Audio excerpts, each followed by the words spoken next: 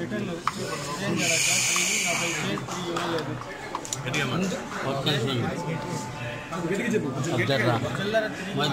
అది అడగకుండా తిరిగి దానికి దౌర్జన్యంగా మాట్లాడేదానికి ప్రయత్నించారు. దాన్ని నేను కూడా తిరుగుబడి మాట్లాడితే ఇంకా అందరూ బ్యాచ్ మొత్తం తిరుగుబడి నాపై చొక్కా ఒకటి చెప్పా, మేము అడిగితే నువ్వు చెప్పేది కాదు, విషయం ఏం జరిగిందో అది చెప్పండి. ఒక నిమిషంలో చెప్పేసా, నీకు ఒక చెప్తే చెప్పేది కాదు, అక్కడ నీకు జరిగినట్టుగా చెప్పండి. ఓపెన్ గా ఒక నిమిషం, నేను చెప్పేది చూడు. జిల్లాలో మేము ఒక ఓనర్స్ జిల్లాలో ఎక్కడ లేని విధంగా శ్రీకాళహస్తిలో అరాచకం నడుస్తుంది. ఒక బండి దిగి పార్కింగ్ చేసే లోపలే వాళ్ళు దౌర్జన్యం చేసి మా మీద అటాక్ చేస్తున్నారు. చెప్పండి ఫస్ట్ ఆయన వెంట పెట్టండి, ఆయన వెంట పెట్టేస్తే సార్. చెప్పండి. నమస్తే అండి, నేను cap progressive trade union Tirupati president అండి. నిత్యం మన కాళహస్తికి యాత్రికులతో మన ట్యాక్సీ వాళ్ళందరూ తిరుపతి నుంచి ఇక్కడికి వస్తూ ఉంటారు. ఇక్కడ పార్కింగ్ వాళ్ళు కొత్తగా టెండర్ తీసుకున్న వాళ్ళు దౌర్జన్యంగా వసూలు చేస్తున్నారు. వాళ్ళు అధిక మొత్తంతో డబ్బులు తీసుకుంటున్నారు. ఫస్ట్ ఆఫ్ ఆల్ 100 రూపాయలు అనే దాన్ని 120 రూపాయలు చేశారు. రెండోది పార్కింగ్ డబ్బులు 50 రూపాయలు అనేది 70 రూపాయలుగా వసూలు చేస్తున్నారు. ఇట్లా అధిక మొత్తంతో డబ్బులు వసూలు చేసరికి ఇట్లా డ్రైవర్లు అడిగిన దానికి డ్రైవర్ని దుర్భాషలాడుతూ కొడుతున్నారండి. ఇప్పుడు కాళహస్తిలో మన అధికారి అయిన ఈవో గారికి వినతిపత్రం ఇచ్చిన దానికి వస్తుంటే కూడా వాళ్ళు మమ్మల్ని అడ్డగించి మీరు ఏమి పీకలేరు, మీరు ఏం చేయలేరు అని మమ్మల్ని దుర్భాషలాడుతున్నారండి. మేము వినతిపత్రం ఇచ్చేదానికి వస్తే కూడా మా మీద కూడా దౌర్జన్యానికి దిగబడుతున్నారు. ఇంత దౌర్జన్యం ఈ ప్రభుత్వంలో జరుగుతుందంటే చాలా దారుణం అండి. దీన్ని మేము ఖండిస్తున్నాము. దయచేసి దీన్ని ఇప్పుడు మొత్తం రాష్ట్రం మొత్తంలో ఎన్నో చోట్ల పార్కింగ్లు ఉన్నాయి, ఇంత దౌర్జన్యంగా ఎక్కడ లేదండి. దీన్ని దయచేసి ప్రభుత్వం దీన్ని గుర్తించి దీన్ని ఖండించాలని కోరుకుంటున్నామండి. ఇక్కడ కొట్టిన వ్యక్తి మా డ్రైవర్ ఉన్నాడండి, రమణ ఇతని పేరు. ఇతను ఏమైనా అడిగిన దానికి 3 కలిసి కొట్టారండి, ప్రత్యక్ష సాక్షి ఇతను. దీన్ని మాత్రం తగు చర్య తీసుకోవాలని ప్రభుత్వాన్ని ఇక్కడ తిరుపతి కాళహస్తి ఈవో గారిని సమన్వయంగా కోరుకుంటున్నాను. నమస్తే.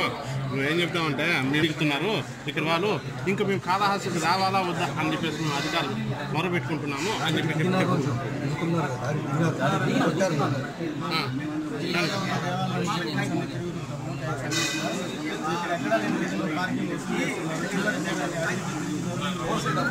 దాన్ని తిరిగి అడిగిందని కొట్టేదానికి దిగారు. కొట్టినారు కొడుకున్నాను. క్లియర్ గా చెప్పుకురో రేట్ ప్రసాద్. నమస్తే అండి,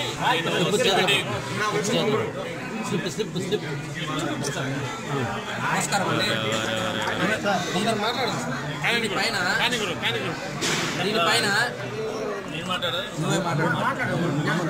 నమస్తే అండి, నా పేరు జ్ఞానేశ్వర్, సిపిటి జనరల్ సెక్రటరీగా వర్క్ చేస్తున్నాను.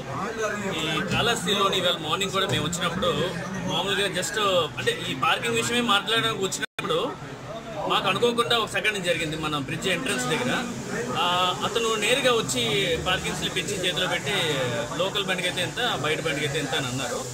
అన్న తర్వాత మేము ₹59 అన్నారు. ₹59 వెనక్కి రావాలి కదా అని అడిగినప్పుడు వాళ్ళు సరే మీరు ₹9 ఇవ్వండి, మేము ₹1 ఇస్తాం.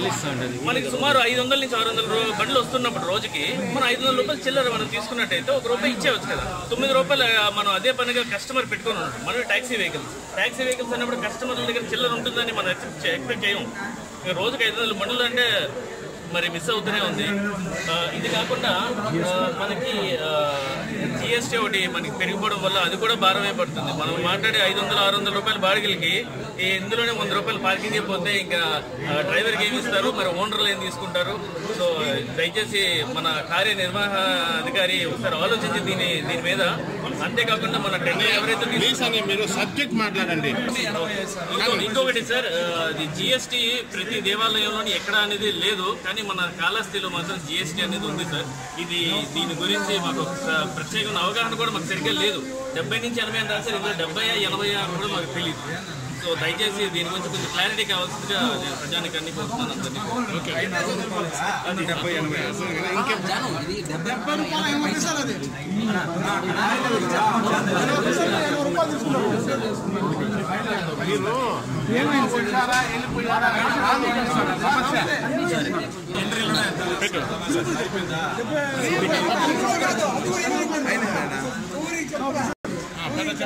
సార్ నమస్తే సార్, నేను cap progressive trade union Tirupati president అండి.